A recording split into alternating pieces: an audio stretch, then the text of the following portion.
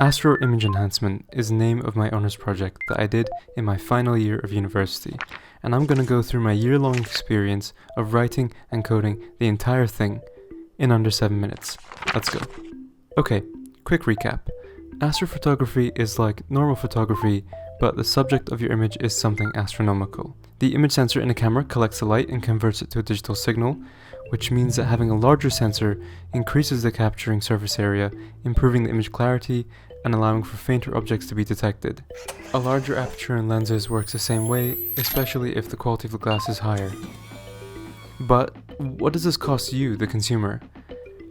Getting good images usually requires more expensive gear, plus the steep learning curve of image editing software, and, well, it can really drive away beginners. That's the problem that my honors project attempts to tackle by creating easy-to-use software and a simple image editing application, and also demonstrating that low-cost hardware can be feasible.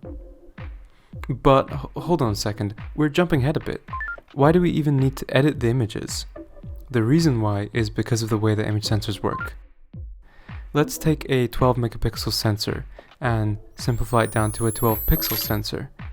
Each square is a photosite, which acts as a bucket that collects light, with the quantity of light being represented as a digital value. In most cases, this works just fine, with the signal-to-noise ratio being quite high, but in low light conditions, which is almost exclusively where astrophotography takes place, the small amount of light that falls on the sensor isn't that much more distinguishable than the background noise.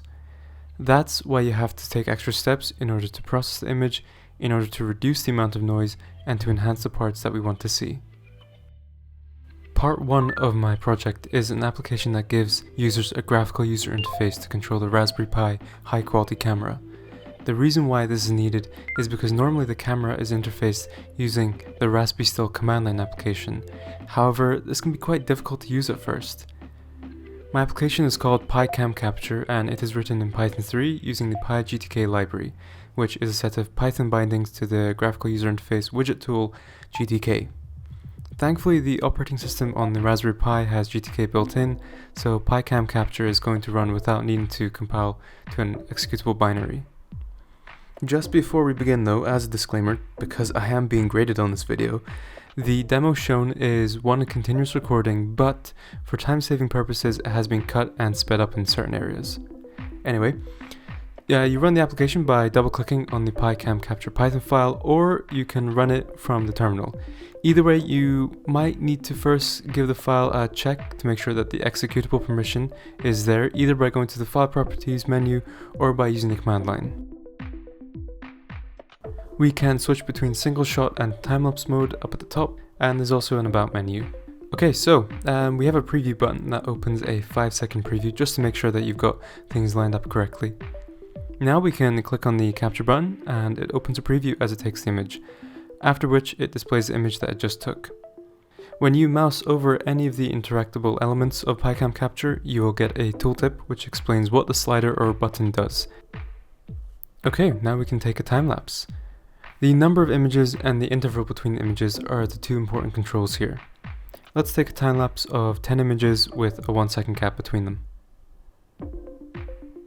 Okay, and here are the folders that they're stored in. The single shot and the time lapses are stored separately. Part 2 is Astro Image Enhancer, which is a web application that has image editing capabilities aimed at astrophotography. This was built using Python and OpenCV, which has powerful image processing libraries and tools. The backend is also written in Python, using the Flask framework. Users can upload an image to edit, or they can upload multiple images to stack, which will superimpose and align the images on top of one another in order to cancel out the noise. Let's look at the image editing. The user modifies one or more of the sliders, then clicks the process button. The edits will be applied from top to bottom, so the denoiser will always come before the star enhancer. If the user doesn't like the edit they've made, then they can always press undo to go back, or revert to original. But if they like it, then they can right-click and save the image. The stacking process is very similar, however, instead of one image, the user submits multiple, and after the program has finished stacking them, it will take them to the same editing screen, and it operates in exactly the same way as before. So, is it effective? Well, I took a time-lapse and single shots using my Raspberry Pi camera and PiCam capture, and, well, I put them through the image editor and here are the following results. The denoising algorithm works as expected and can smooth out the image. However, it does struggle on images with lots of noise, and pushing the denoising too far will cause the stars to fade. The stacker also works, although it does take a while to process the images. That being said, it has aligned them and the image looks cleaner overall. The custom-made star enhancer is also doing a great job, really bringing out the stars in the image. Of course, the performance varies depending on the quality of the image, but for a deeper dive and concrete numbers, you can check out the document. We've shown that by using this software we can do some entry-level astrophotography. The Pi high quality camera is capable. But what about software?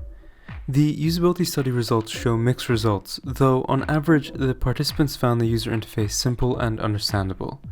Though there are some areas that can use improvement, but it is difficult to tell because participants were only shown images of the UI. It sounds easy now, but this was a difficult project for me, as it should be. Choosing a topic that I enjoy made it easy for me to get carried away with the details, not concentrating on the bigger picture. Also, making two separate apps slowed me down, and in hindsight, narrowing my focus might have been better. In general, I think it's fair to conclude that this project, if anything, has allowed me to make a good first step into helping make astrophotography easier for newcomers, or at least that's how I see it. Thank you for taking time to watch this video, and I hope you learned something.